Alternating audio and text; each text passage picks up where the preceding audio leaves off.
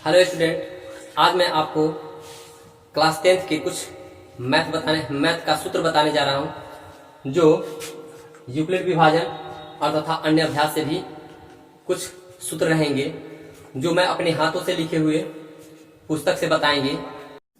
इस वीडियो ने अगर तेरे अंदर आग नहीं लगाई ना तो डिसलाइक मार के चैनल को छोड़ देना, पर अगर आग लगी ना तो चैनल को सब्सक्राइब करके ही जाना।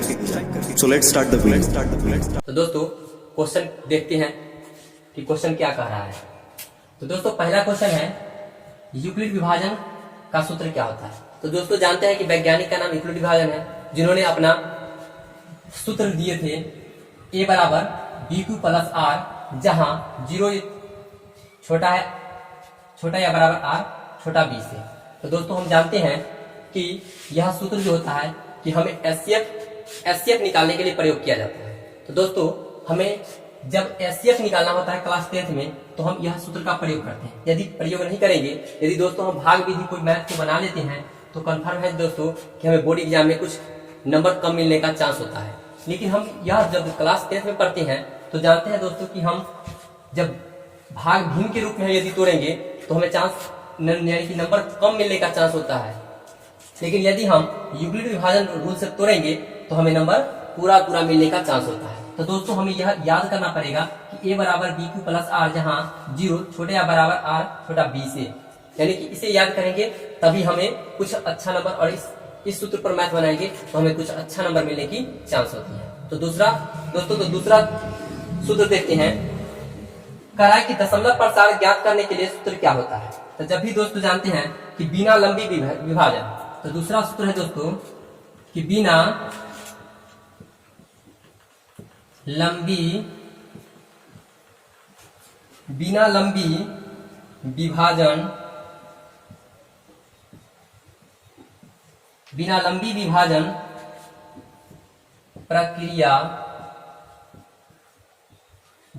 विभाजन प्रक्रिया द्वारा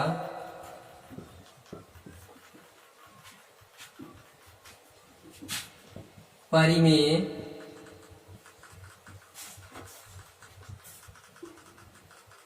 संख्या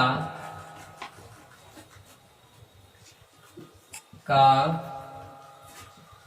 दशमलव प्रसार।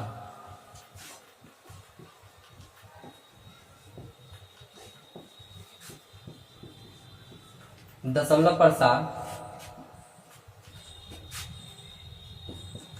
ज्ञात करने के लिए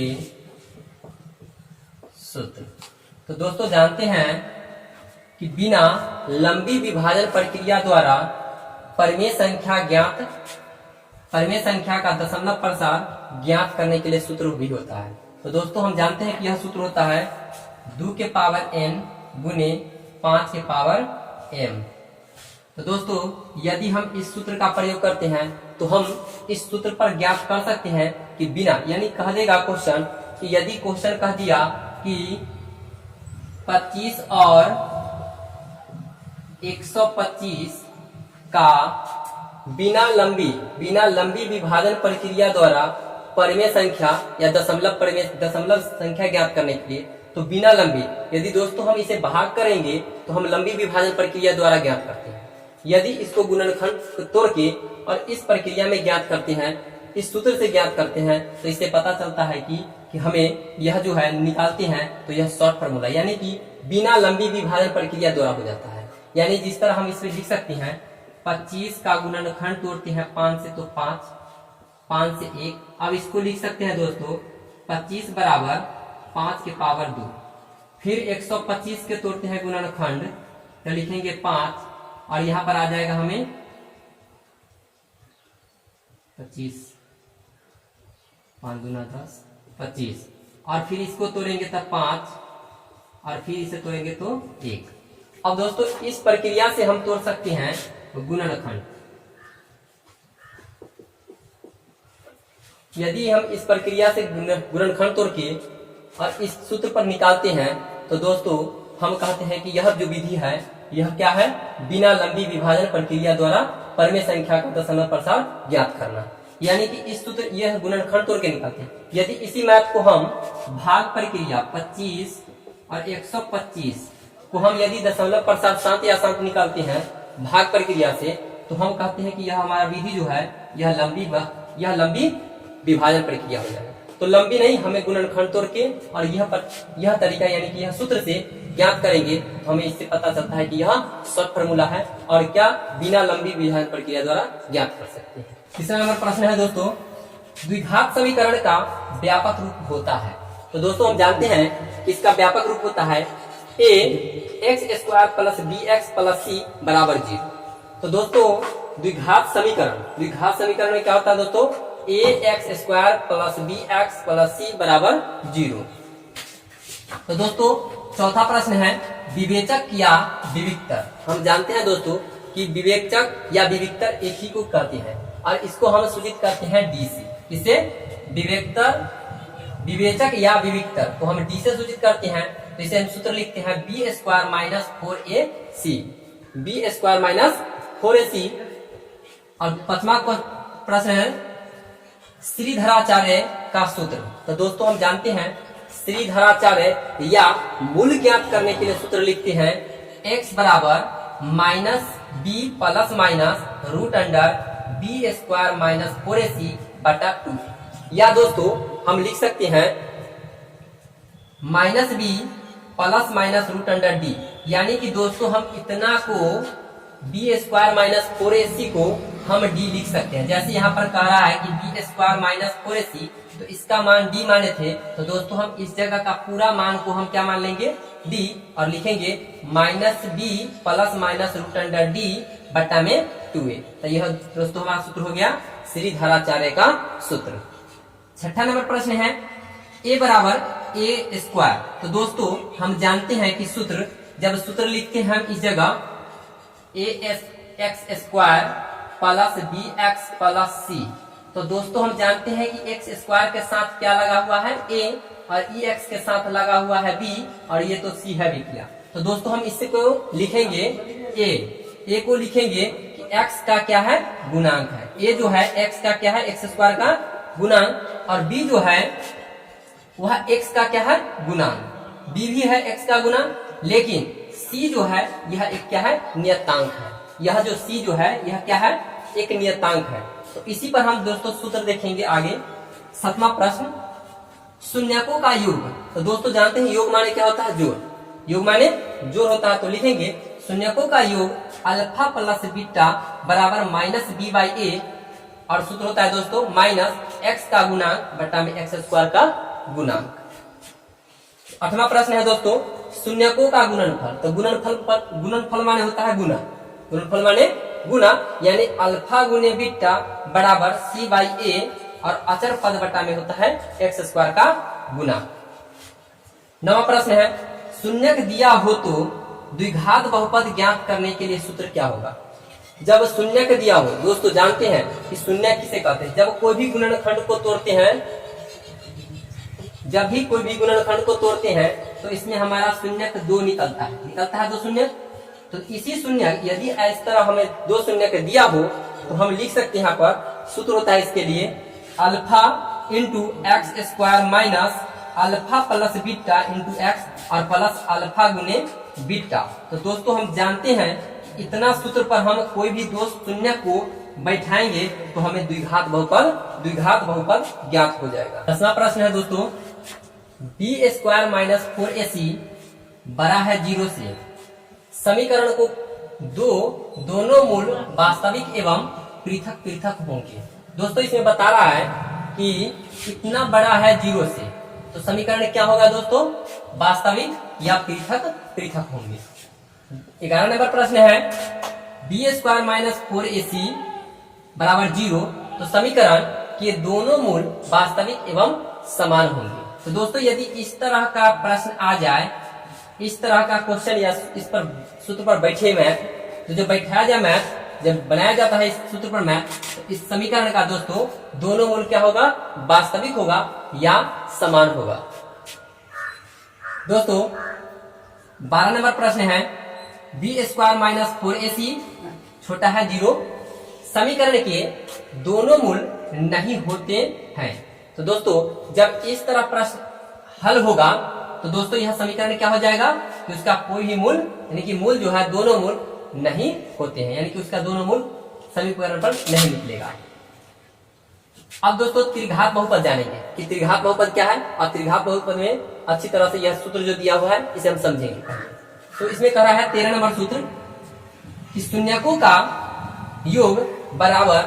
तो दोस्तों हम जानते हैं कि योग क्या होता है, इससे पहले भी बता दिए थे कि शून्यकों का योग क्या होता है, तो योग होता है जोड़। तो दोस्तों इसमें हम जोड़ेंगे alpha plus beta plus gamma. तो दोस्तों उसमें बताया था द्विघात, इसमें बता रहे हैं हम क्या त्रिघात के बारे में। तब त्रिघात में दोस्तों हम 3 अंक लेते हैं अल्फा बीटा गामा। तो दोस्तों alpha plus beta plus gamma बराबर सूत्र क्या होता है माइनस बी बाई ए। और इसका हिंदी में लिखते हैं क्या, जब हल करते हैं उसके बाद लिखते हैं माइनस एक्स स्क्वायर का गुणांक बटा में एक्स क्यू का गुणांक।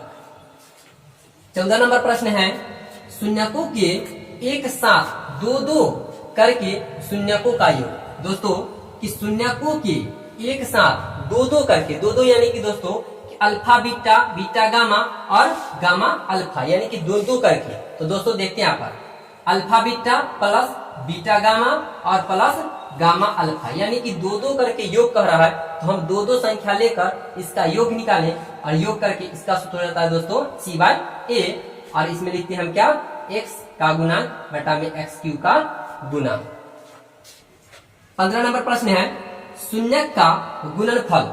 शून्यक का गुणनफल तो दोस्तों जानते हैं कि शून्यक यानी कि त्रिघात कह रहा है, तो इसमें हम तीनों को लेंगे और इसमें कह रहा है गुणनफल यानी कि गुना करके।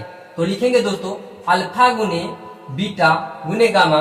तो दोस्तों अल्फा गुने बीटा गुने गामा का सूत्र होता है माइनस डी बाई ए। और इसमें लिखते हैं हम माइनस अचर पद बटा में एक्स क्यू का गुणांक।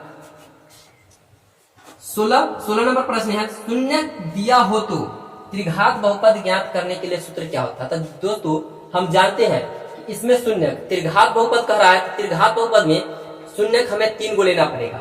या तो दोस्तों लिखेंगे 2 1 5 या कोई भी हम लेंगे तो इसमें हम 3 को लेंगे शून्यक। और 3 को शून्यक क्योंकि त्रिघात कह रहा है, त्रिघात बहुपद में हमें 3 शून्यक लेना पड़ता है। और इसका बहुपद ज्ञात करने के लिए हम यह सूत्र लगा सकते हैं alpha into x cube minus alpha plus beta plus gamma into x के square plus alpha beta plus beta gamma plus gamma alpha into x minus alpha beta gamma. तो दोस्तों हम यह सूत्र का प्रयोग करते हैं किसमें, तो त्रिघात बहुपद ज्ञात करने के लिए। जब हम त्रिघात बहुपद जब भी क्वेश्चन कोई कर दे कि त्रिघात बहुपद ज्ञात करना है, तो त्रिघात बहुपद ज्ञात करने के लिए हमें इतना बड़ा सूत्र याद करना पड़ेगा। और दोस्तों यदि हमें यह सूत्र याद हो जाता है तो हम कोई भी मैथ को आसानी पूर्वक उसका बहुपद ज्ञात कर सकते हैं। 17 नंबर प्रश्न है भागफल ज्ञात करने के लिए सूत्र या एल्गोरिथम सूत्र। तो हम जानते हैं दोस्तों कि एल्गोरिथम इससे पहले पढ़े थे कि पहला प्रश्न था एल्गोरिथम। एल्गोरिथम में हम जाने थे कि a बराबर बी क्यू प्लस आर। तो दोस्तों उसी प्रकार भाग भी ज्ञात जाता है और उसी प्रकार हम एल्गोरिथम को भी निकालते हैं। तो दोस्तों देख लो यहाँ पर लिखे हुए हैं p इंटू एक्स बराबर g इंटू एक्स गुने q इंटू एक्स और प्लस r इंटू एक्स। तो दोस्तों हम जानते हैं कि बराबर में जो रहता है उसे हम लिखते हैं क्या भाज्य, और बराबर में के बाद जो रहता है वो रहता है क्या भाजक गुने भागफल प्लस शेष। यह हमारा दोस्तों भाग जांच करने के लिए या भाग निकालने के लिए, या दोस्तों हम इसमें ज्ञात कर सकते हैं या तो एल्गोरिथम सूत्र से भी कह सकते हैं इसे, और इसी से हम भाग को हम जांचते हैं या ज्ञात करते हैं। तो हम यहाँ पर देखेंगे कि एचसीएफ व एलसीएम, मासा व लसा। तो दोस्तों हम जानते हैं कि यह तरीका 10वां में भी कुछ क्वेश्चन आता है जो हल करते हैं, और यह सूत्र जो है दोस्तों यह सूत्र से हम कंपटीशन के भी कुछ मैथ को हल करते हैं। तो दोस्तों हम जानते हैं कि 18 नंबर सूत्र कह रहा है कि लसा गुने मासा बराबर राशियों का गुणनफल। तो दोस्तों राशियों का गुणनफल मासा गुने, यदि हमें कह दे कि मासा और लसा क्या होता है, तो मासा और लसा, तो दोस्तों मासा और लसा तो जानते हैं कि हम सब बचपन से ही 6th क्लास या चाहे होता है कि हम बचपन से ही पढ़ते आ रहे हैं, क्वेश्चन को कि लौसा क्या होता है, मौसा क्या होता है। तो इसे ज्ञात करने के हम देखते हैं क्या, राशियों का गुणनफल।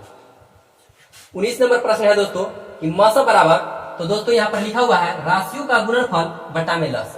राशियों का गुणनफल यानी कि जो राशि हमारा दिया हो उसका सभी के गुणनफल और उसका जो लसा निकलेगा उसे हम बटा में करके और हल कर लेंगे। जिस प्रकार हम जानते हैं दोस्तों कि यदि कह दे कि 2 और 5 का लसा मौसा क्या होगा, तो दोस्तों हम इसे करेंगे क्या कि दोनों का गुना करके ऊपर और इसका जो लसा निकलेगा, हाँ लसा निकलेगा, वह उसे हम कहाँ रखेंगे, नीचे, और उससे भाग कर देंगे तो दोस्तों हमें क्या निकलेगा, मौसा प्राप्त हो जाएगा। 20वां प्रश्न है दोस्तों, लसा बराबर राशियों का गुणनफल बटा में मौसा। सेम दोस्तों इसी तरह यह भी रूल है, लेकिन इसमें लसा है और इसमें मौसा है। तो लिखते हैं यहाँ पर दोस्तों राशियों का गुणनफल और बटा में मौसा, या राशियों की संख्या का गुणनफल, राशियों की संख्या का गुणनफल बटा में मौसा। यदि दोस्तों आपको यह वीडियो अच्छा लगा हो तो मेरे वीडियो को लाइक करें और मेरे चैनल को सब्सक्राइब करें।